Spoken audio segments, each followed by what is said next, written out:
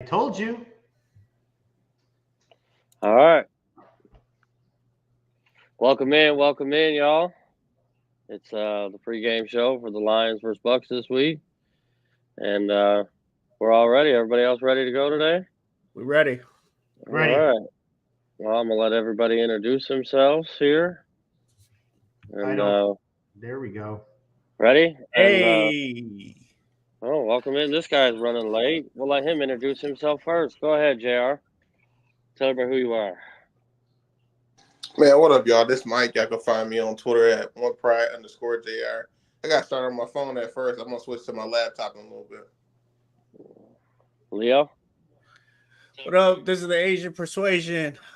Right here. Me and Mike are on the same time.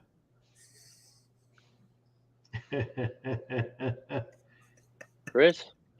Hey, this is Chris. I'm on Twitter at Crazy Hockey Fan. I'm also on Instagram, and I'm also on Facebook. John.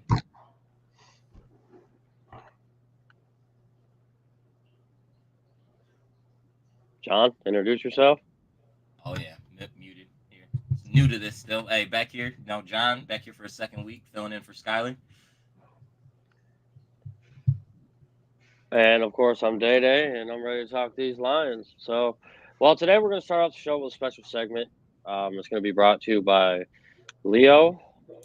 Leo's going to give us some film breakdown this morning before we hop in and get to all the keys of the game. So, Leo, whenever you're ready to start your film breakdown, we can go ahead and do that. Yeah.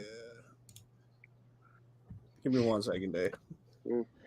Pardon everybody, we're having a little bit of technical difficulties this morning. We're running a little bit behind this morning. Bear with us. All right. So today, one of the key guys that we're not probably going to have today is Marcus Davenport.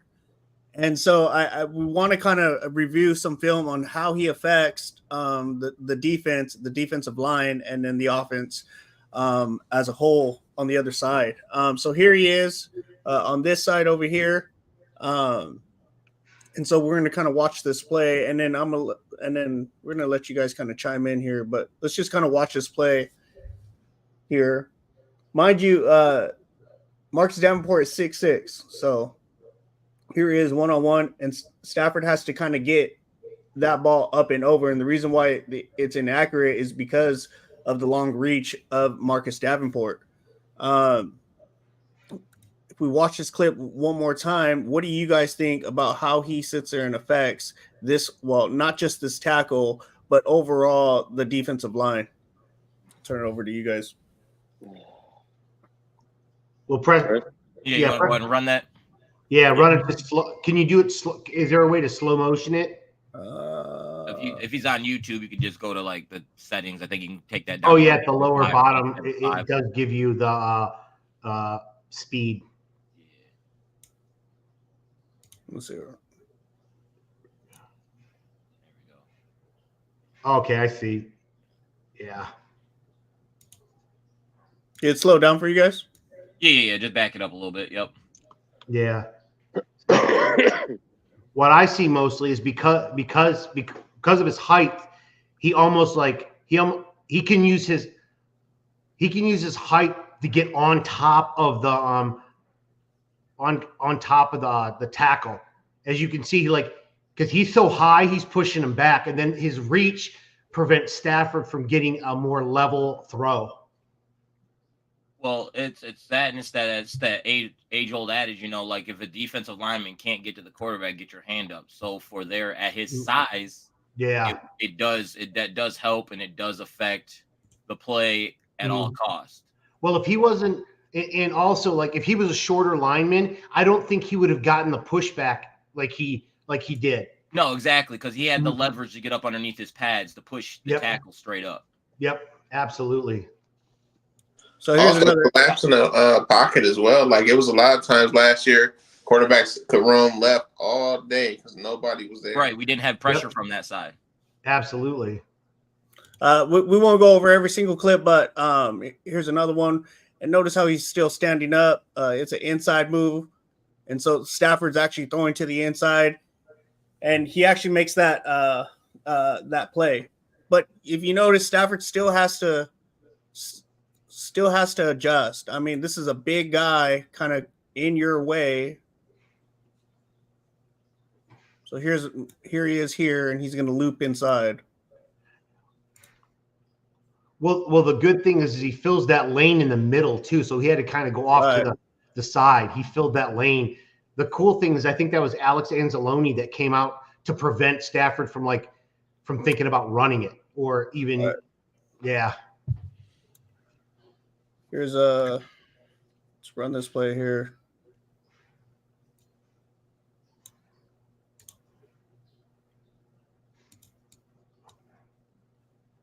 Still standing up over there.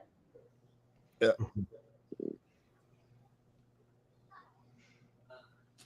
Because of that reach. Now here's a perfect example, and I'm glad that I found this one.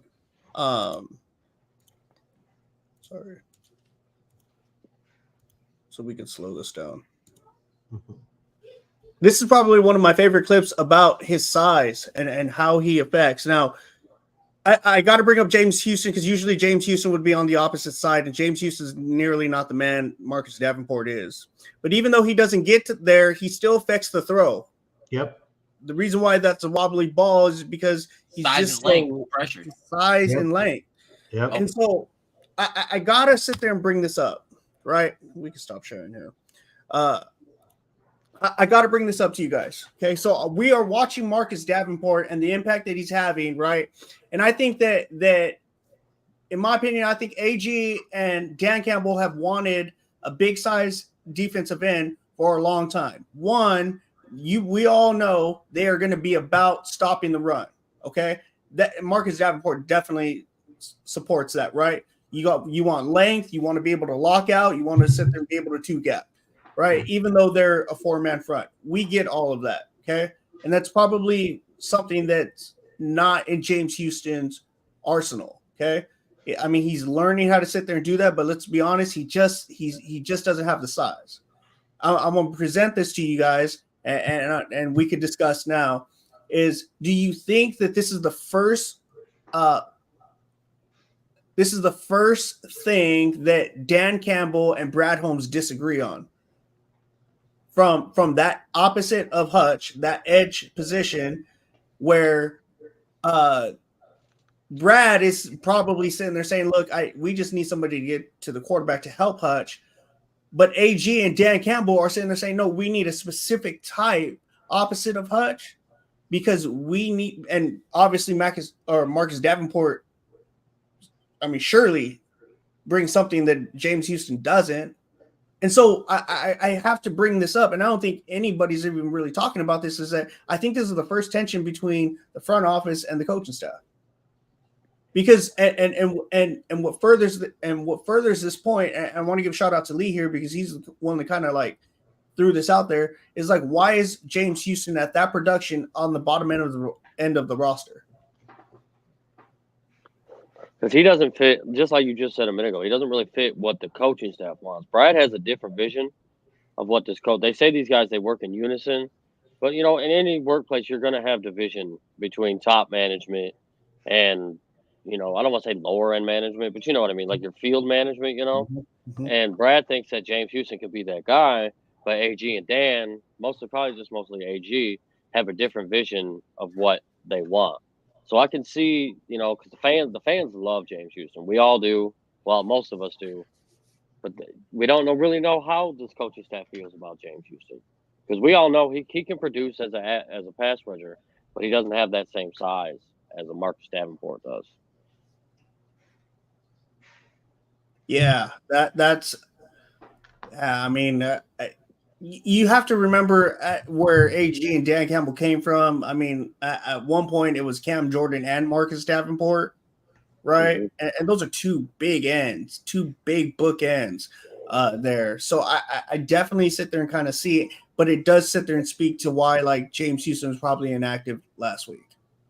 Well, I think he's got a good chance of being active this week.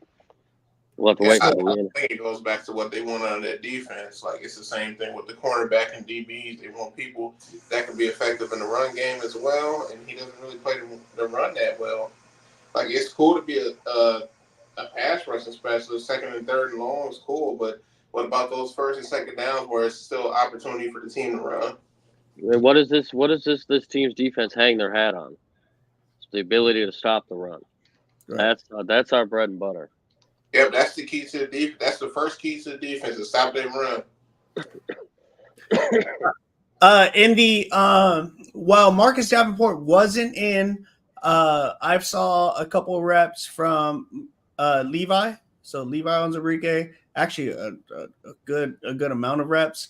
He was at that DN spot when he was spelling Marcus Davenport. So today you guys might see Levi a little bit more on the defensive end. Pascal obviously spelled him a little bit too, but I saw mostly Levi at that defensive end. And that also speaks because Levi's, I believe, somebody fact check me here, but I believe Levi's at least like 6'4", 6'5".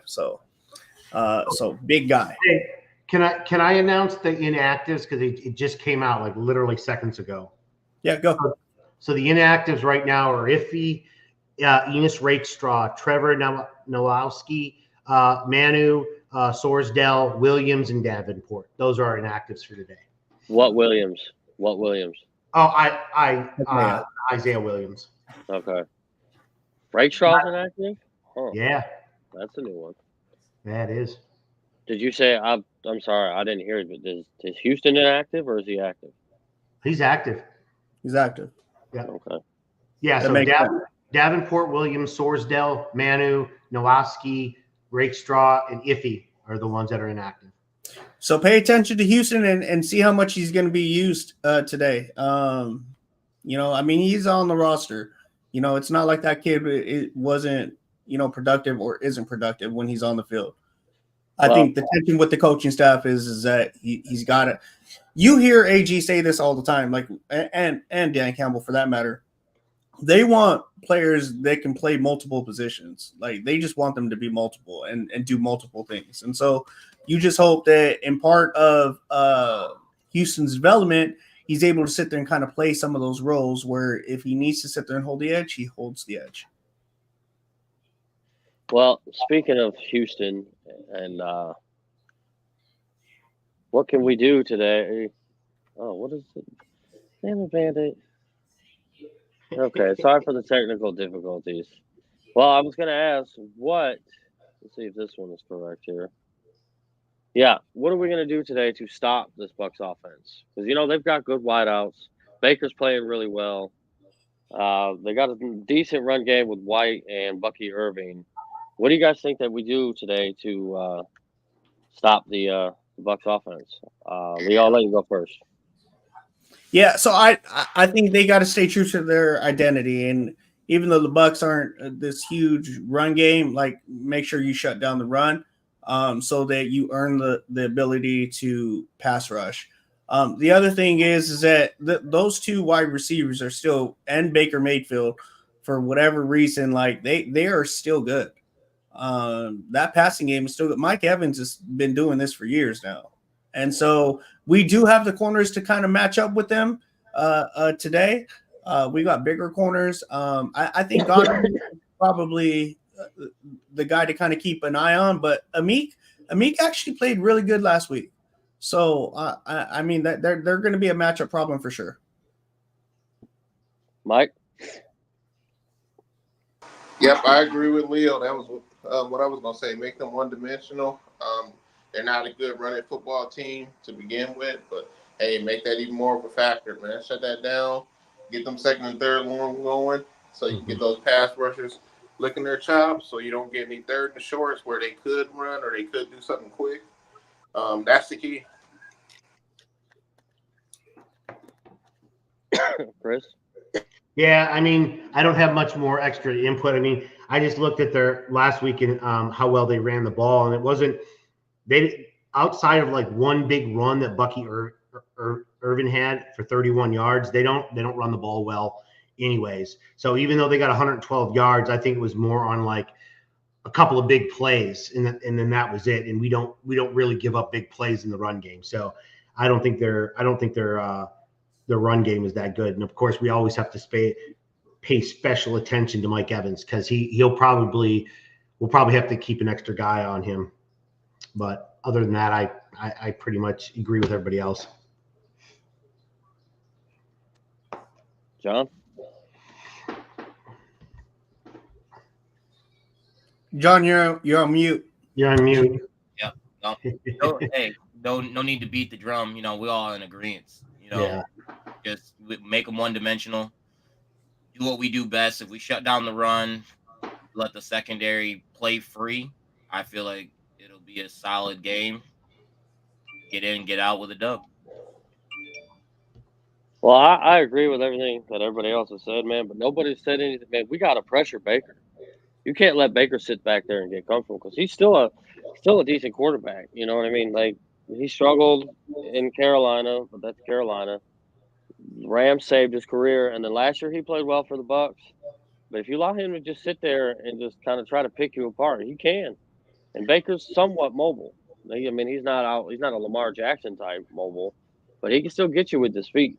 So not only do we need to shut down the run, but you also need to pressure Baker because he can pick you apart. Now, this is DJ Reader's first game, right? I do believe. Yes. So we get to see how he's going to affect the game. So if he's up there, I think if he plays like we expect him to play, that might be the thing. That might be the wrecking crew that we have. I mean, if we have Hutch on one side, Houston on the other, hypothetically, if they actually use him the way he's supposed to, you got Reader up the middle. I really don't think we have a problem. We just got to get through him. And I don't think Baker is going to be a problem. Like, Baker is talented, don't get me wrong, but if he doesn't have a run game, I would love to see him do that in Detroit. If we get to him early, we may shake him. Like, I'm not going to say we're going to shake his confidence completely, but if we get to him early enough, they'll have to change their game plan, and that's exactly what we want them to do. I thought we got to him fairly effectively last year, twice. Yeah. So I think we're going to do the same thing today. I think we have a lot better coverage unit than we had last year in both of those games. Yeah. I don't think it'll be pretty. Well, speaking of coverage, this is the matchup that I'm watching. Bro, this guy – okay, this is the matchup that I'm really watching today. Carlton Davis on Mike Evans. I think this is going to be the key matchup because last year we didn't have a corner like this that could sit with Mike Evans. So how do you guys think that Mike Evans will fare against Mike Evans, or Carlton Davis will fare against Mike Evans today? Whoever wants to go ahead. Well, who covered him last year? I can't remember. Was it who was it, like Jerry Jacobs last year, or was it who covered him last year? I can't remember. It had to have been Sutton because we only faced him in the playoff. No, we faced him week 5. So it was probably either Jerry Jacobs or Sutton at that point. Because I don't think Vildor was up yet. Vildor didn't come up until Jacobs was out. So, I don't know. I mean, Carlton Davis, he's still going to have a handful at the end of the day. I mean, he played well last week. I think he's going to have his hands full. We'll probably have to put another man over top, to be honest. Well, you can't forget it. He's a former teammate of Mike Evans, so he probably knows a few of his tricks. You know what I mean? Good point. Yeah. Mike, you got anything? John, Leo?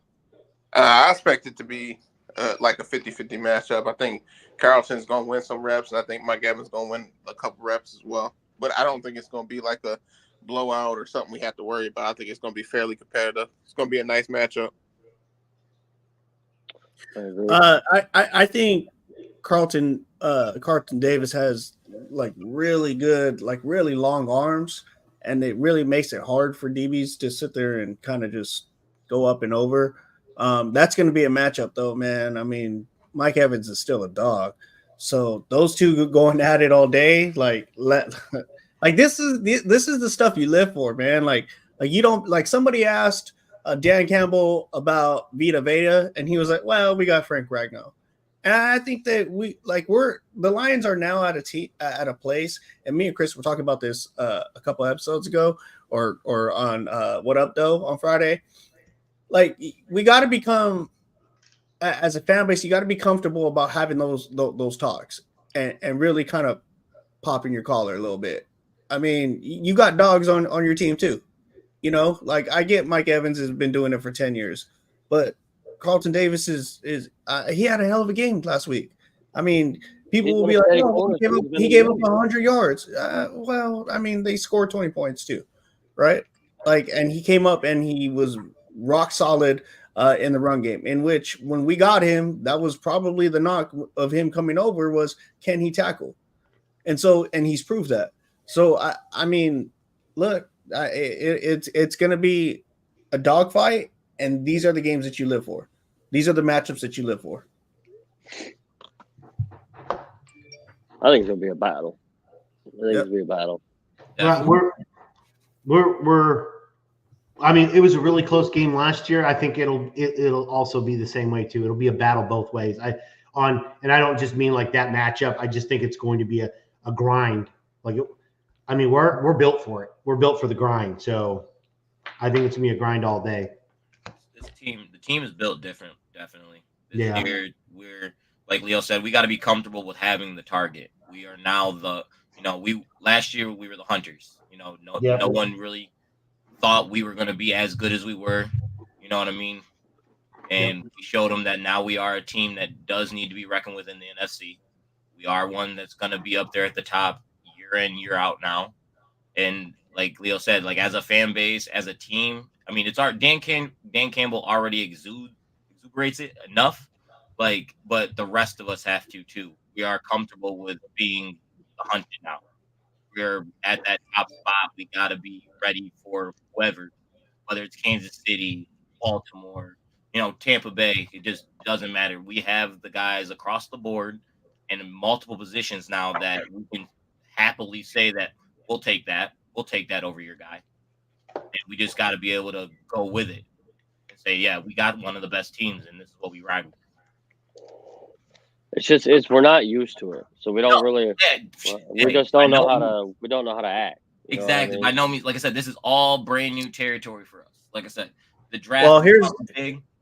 Listen. Here's a suggestion. Even if you don't know how to act, you don't have to sit there and act passive. Exactly. That too. You know what I mean? That too. All right. The next corner, who's probably going to be on Godwin. I wouldn't necessarily say he's going to have a bounce back game because I don't think his game was too terrible last week. No, I don't think Terry was all that bad last week personally. So I do think that's kind of like a matchup, to be honest. I mean, he's a smaller receiver, and he's got wiggle to him, and Terrion's got feet. He's got size and length, but if there's one thing that'll give Terrion a little bit of problems is a guy that can get a little bit of wiggle on him. You know what I mean? And so, you've kind of seen this in training camp, and people thought he was like, oh my God, he sucks and this and that. But it's just the way, you know what I mean? Like, if you're going to play man, and generally in man, you're going to trail. Like, you're going to have to get used to sitting there seeing these guys trail the nearest hip. Like, it is what it is. Like, they're taught to sit there and play through the hands. And so even Branch is amazing at this, right? You can catch a ball on Branch, but the play is not dead. And they've been learning this since Saban. That is all credit to that Saban matchup defense that they're used to being in a zone. They have to trail certain people. Certain guy will have that matchup man opportunity, and they just follow. Like, it's something that Alabama's been taught, and they just go with now.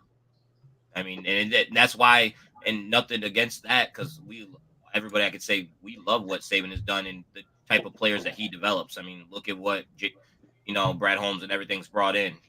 Arnold, Branch, like, we bring in guys from Alabama under that Saban umbrella. Yeah.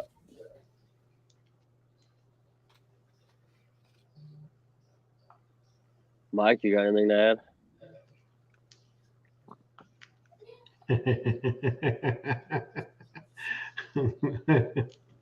Not? Nope. Okay. Well, hey, why I'm on the screen? What's up? What's going on? we're trying to get your attention. That's why you on the screen. Yeah, I asked if you had anything to add on about Terry Arnold this week. Oh, I didn't feel bad about him last week. I thought he played good. Of course, as a rookie, you're gonna have ups and downs, but I thought he was fairly sticky and he was in the right places. And he'll get more comfortable as it goes along. And I also thought those 2 calls on him were fairly ticky-tack, bro. Like, sure, you can call them. It's the NFL. You're not going to be able to be as handsy as you are in college. But those were, like, both of them calls were borderline to me. Like, is it PI or whatever they call it by letter of the rules? Sure, but it was weak. So I'm not concerned with him. He's going to get better week to week, and let's go.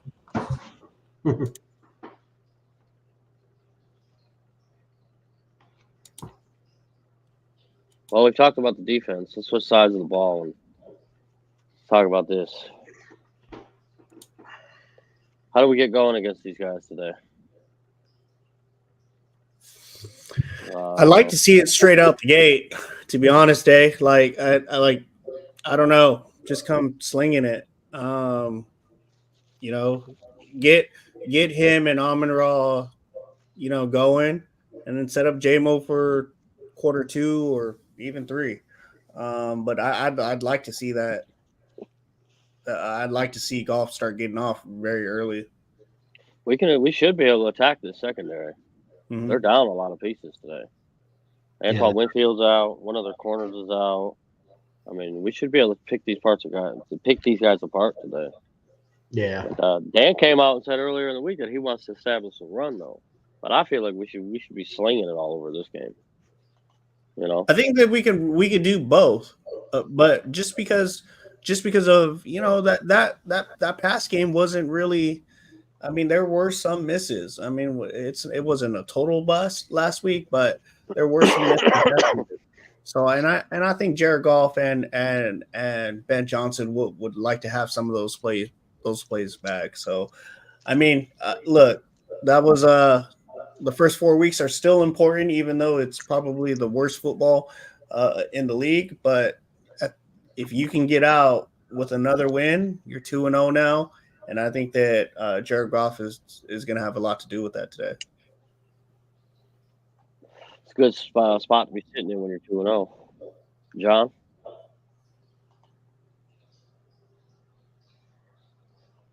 Well, I feel like we got to establish some sort of run today.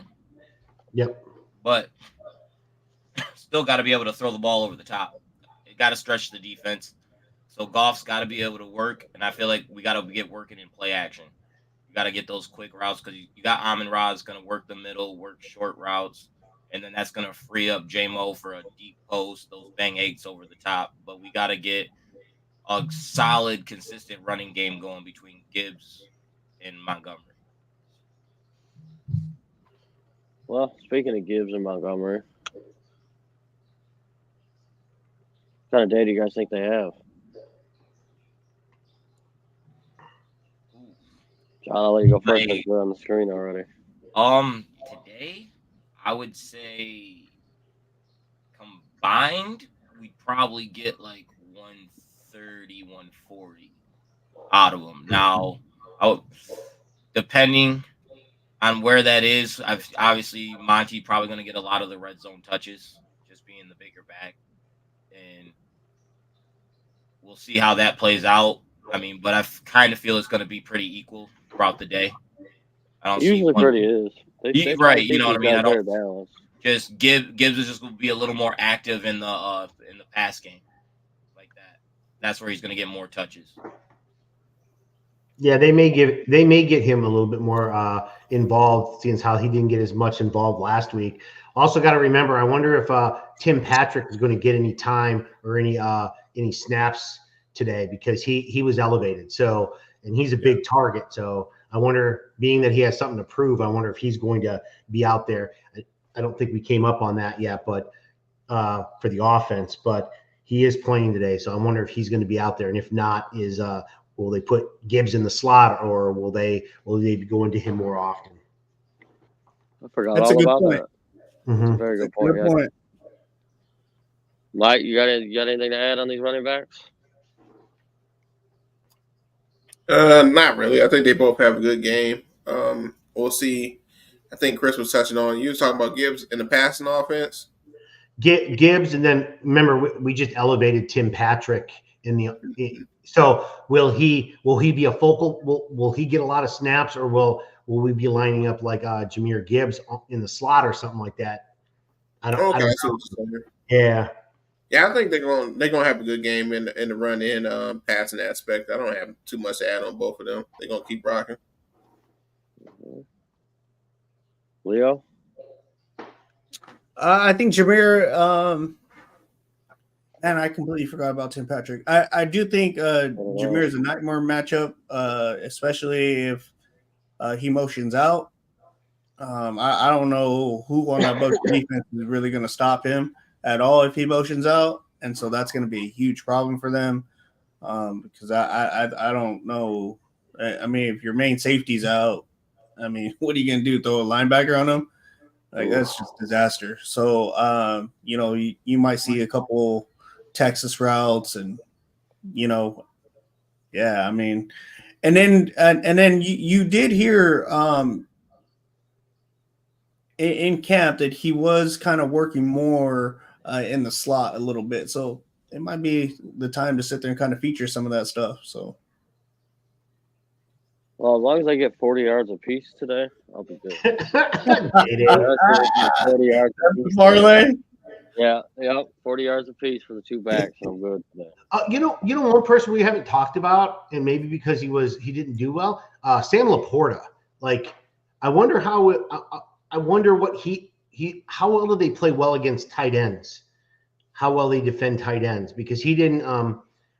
He's kind of been quiet in terms of talking or conversation. So.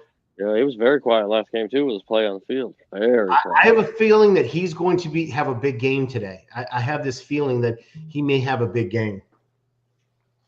All right. Well, we talked about the backs. We talked about Goff. What about this guy, bro? Talk about really a no-show last week. You know what I mean? Rams did a good job taking him away. How do you think do you think he has another bounce back game today, or do you think it's just another kind of a quiet, middle of the road kind of game for St. Brown today? Go ahead, Chris. Since you're on screen already, Chris. Why not? I think so. Here's the thing, though. Think about it this way. Like I was saying earlier, does the Bucs defense play the same boat as the Rams defense did? Did they hold? Because look at by covering Amon-Ra quite a bit, like really holding him, it kept the game close. Does the Bucs do the same thing? Do they keep Amon-Ra out of the game? Do they really and then hope Jamma and just allow Jamma to try to go? What are the chances that he gets another 120-yard game? Like, do they play that boat, or do they go, well, Jamo did so well, we're going to have to hold him down, and let's maybe we can hope that Amon-Ra doesn't. Like, do we play the double-edged sword and hope that Jamo doesn't have back-to-back 120-yard games? Do we play that to find out? Because we still have to hope, and that's not. I'm thinking Tampa. I'm saying hope is in Tampa Bay. Like, I'm thinking Tampa Bay. Do we hope that both of them can't get off? It's either one or the other. We have to bracket one or the other. I think Amon-Ra does have a better game, but I think they may just stick with the scheme that the Rams used last week. And try to take away the middle of the field. Yep. Basically. Because that's where Laporta and Amon-Ra live. Mike? Yeah. He'll bounce back, man. I'm not concerned with St. Brown. Like, we have a lot of weapons, man. Jamo stepped up. We've been asking for Jamo to step up the last couple seasons, and I think he's here now. Some people, it ain't gonna be some people weak sometime, man. It's only one ball. Like, we got legitimately 5 to 6. I might be being generous. I might be being too lenient. We might have more than that, but right now we got like 5 to 6 guys that need the ball, bro. Like, everybody not gonna be able to consistently get the ball week to week. It's gonna be St. Brown turn sometimes. It's gonna be Laporta turn sometimes. Sometimes it's gonna go to Jamo. Like, we got the backs. Like, I think Gibbs is gonna be more of a focal point and a factor. We didn't even touch on the rookie. Like when they get him out there, what he could do in the passing game. Like he's not even the factor right now. But later in the season, I can see them carving out a little role for him. So one ball, everybody gonna get it. It's just not gonna be consistently week to week for everybody. I'll definitely agree with you. I'll definitely agree with you, Mike, that I think you're gonna have inconsistent weeks on different players because we have so many. You're right. Like one day somebody's be like, oh my God, he did so well. Yeah, of course. But then when the team has to like double him another week, well, why didn't he get off? Well, it's because it's somebody else's turn to get off. Like it's going to rotate. It's going to rotate. Different defenses, different defense coordinators, they're going to take different things away. Like you're not going to go to this Lions team and be like, I could take everybody away. It's not possible. So you're going to have to take the one or two players you can and try to get them out the game. And you're going to have to live like last week they lived with J-Mo making plays, and he did. That's what it's going to be week to week. Some defense coordinators are going to let certain players get off, but it's going to change from week to week. And this isn't the Lions in the past where we only had like one or two weapons on offense. We got skill positions everywhere. So yep. I mean, me personally, I think we had the best running back duo in the league. I don't even think it's close. So this isn't your old Lions, man. We got playmakers on both sides of the ball, and that's multiple, not two or three. So we have a good ride here. It's a good problem to have. That's one of the best problems I have. You got, but definitely, I think Amon-Ra bounces back, but I don't think it's just gonna be like a big blowout game. You know, it's just he's gonna get more. He's just gonna be more active and have a better role today than what he did last week. Yeah, it's just like I said, just like Mike and everybody, we have too many people that need the ball. Yep. Like, Laporta was pretty quiet. You got to think there's a lot of people that just haven't really got touched the ball week 1, 2. Yep. And the more weapons you have, the more skill players you have, the thinner the ball gets spread. Right. Good problem to have. You're not going to see people with like 12, 15 targets. It just doesn't work like that. Right. That's good. I like that. Yeah, this isn't the Rams like what they did to us in week 1. Like Cooper Kupp had 21 targets, bro. Like people mad that he had 14 catches, but he had 21 targets. That's one player. Like that's not happening. Yep. All right. Well, the last guy on offense, we kind of already touched on him, quite a bit. J-Mo. I don't expect him to repeat his performance, because my feeling is that if he repeats like that again, unless we're humming, that means that the other guys don't have a lot of numbers. That means like Laporta's down again, Amon-Ra's down again. You know what I mean? So if he has that repeat performance, okay, that's cool. Great. We got him involved again. But I'm kind of looking to see today more of a spread the ball out. Everybody kind of gets their turn to shine today. John? Man, I'd be happy if he could do what he did on half the targets. Yeah. You know what I mean? I would be completely happy with that. You know what I mean? But like you said, we just got to get the ball spread around. There's a lot more people that just need to get humming. I mean, it's week 2. We're early in the season, but we got to get everybody involved still. Mike? What kind of switch today? Yeah, we're talking about J-Mo, but I mean, what are you really looking for out of this offense? You want J-Mo to have another big game like he did, or would you rather see it more of a spread out? I don't really care. Like, I just want to see it spread out, and I want to see us take advantage of this secondary. Like, they're missing a lot of players. We got to take advantage of the players that's out for Tampa this game. So I think this could be a game where Goff gets 300 plus. Honestly, ooh, that'd be nice. Those games are fun. I knew Dady was going to say that. I mean, I got Goff for 250 today, so yeah. I mean, I don't need 300. Well, 300 he should be able to do 250. Yeah. The funny thing is that since how you said that, I looked up a couple of days ago, because I've noticed a trend over the last 3 or 4 years that passing yards have been going down, believe it or not. And it's kind of from last year, it's kind of skewed because we added the extra game. But if you look at the per game average outside of 2020 or outside the COVID year, like per game passing yards have actually been going down slightly from 2014 with a few hiccups here and there. They've been actually going down. So it's odd, but I don't know if it's because of what I think Leo said. It was like more of a dink and dunk league now, and you're not getting as many of the deep bombs and deep plays, but I don't know. Or getting playmakers in space, like correct. Yak is up. You know what I mean? Yak yards after catch are up. But as far as JMO this week, I think they're going to do a lot more in space stuff for him. I think they're going to change it up a little bit. I think they're going to get him in more in space sweeps and stuff like that to get, because you're going to have to throw off the defense more. I mean, he's still going to have his deep threat routes, but I think he's going to be more utilized this game in like sweeps and like little yak yardage plays. So I think he has a mediocre game. I say he has like 60 yards with a touchdown. That'd be nice. That'd be real nice. All right. Well, we're going to wrap it up here in probably the next 10 minutes. But before we go, is there anything else you guys want to add before we get our score predictions or anything? I can go over the injury report for both for the Tampa Bay Bucs. Yeah, because we went over the actives, inactives for us. So so we really just need the Bucs. So the Bucs. So those that are out are tackle Luke.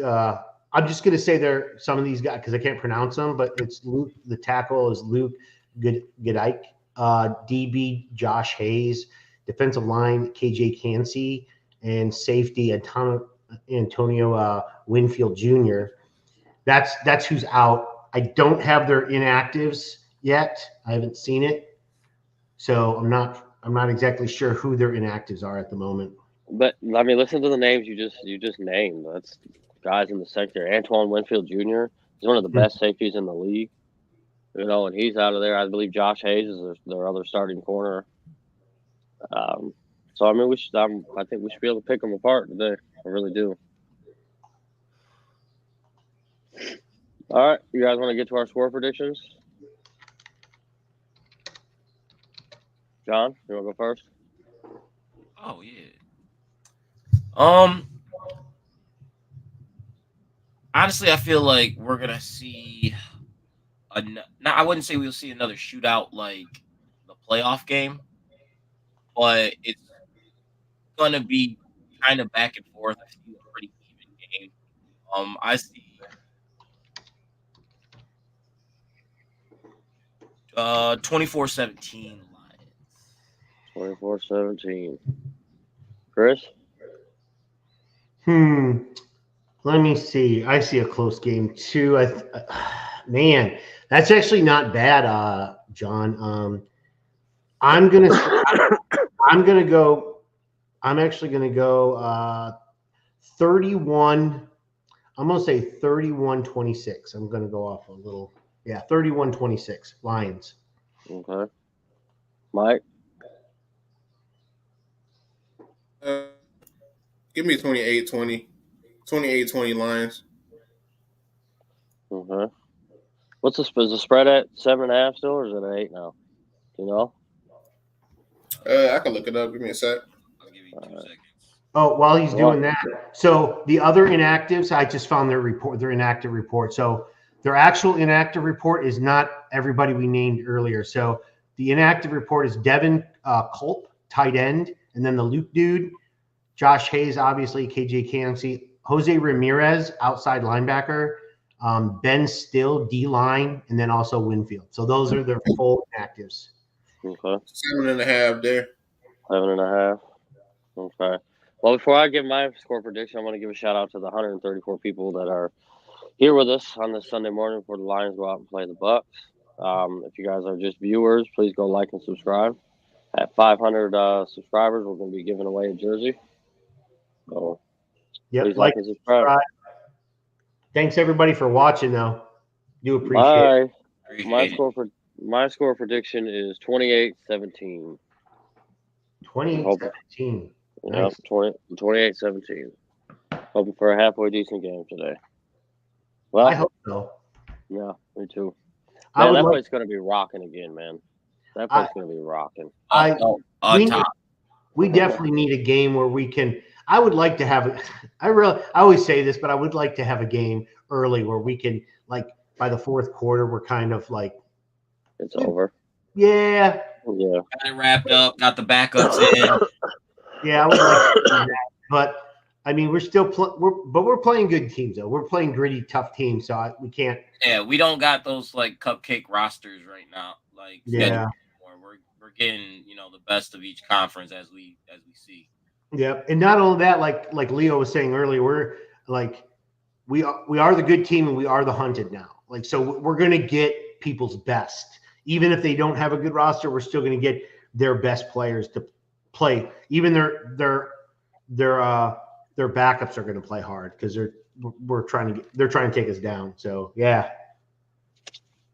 Okay, well, before we go, I want to ask one final question. We'll answer it on the post-game show. What's the one thing you're looking for today? Like the one aspect of the game you're really going to be paying attention to today? John, I'll let you go first. We got on the spot. Yeah, right. Jeez.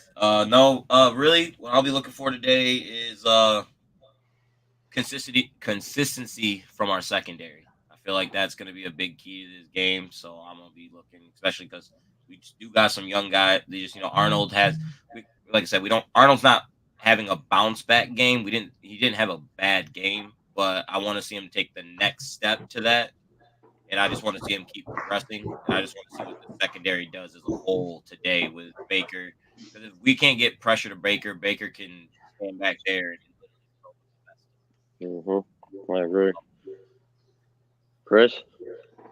I'm really going to concentrate. I'm not a defensive guy normally, but you guys have getting me better and better and trained up on watching defenses. I'm actually going to watch DJ Reader. I want to see what he does. I want to see how he plays and how he affects our line, and then also see how that helps out Hutch and whoever they put on the other side. I do want to see. I'm going to see how he fares. That's a good one. I like that. I'm writing these down. I'm writing all these down, so when we do the post game show, I can ask this to see what you guys noticed about what you were looking at today. Mike? For me, it'd be offensive line consistency from them. That's in the run game, as well as more importantly for me, the passing game. Like the Rams were able to get some pressures, like the first drive. Like that's what I'm watching right now. I'm watching all 22. Like if Goff would have had time, we would have had a first down that first third down drive. But how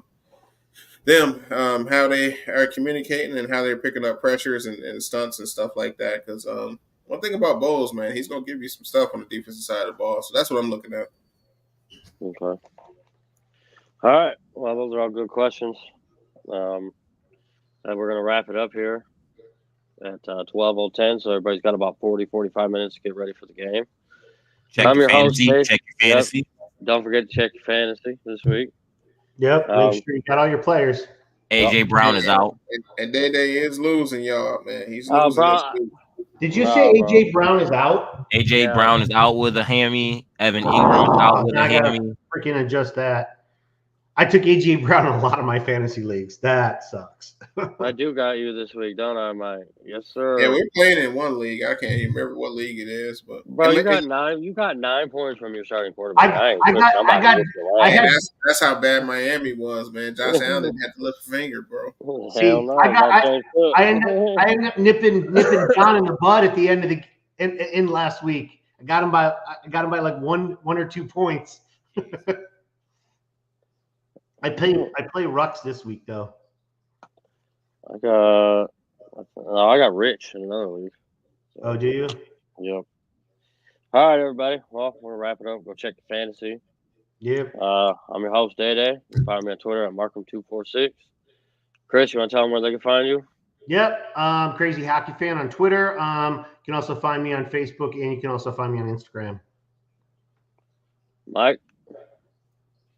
Find me on Twitter at @1pry_JR. Shout out to your barber. Got your hair right. John? John, filling in for Scott. Find us at Lions Fan Report. All right, y'all. Hey, Leo said John gonna lose. Leo said John gonna lose. Hey, Leo, is Leo still starting Caleb Williams? I hope not. Team? I gotta go through. Man. All right, y'all. That's who I play this week. Leo.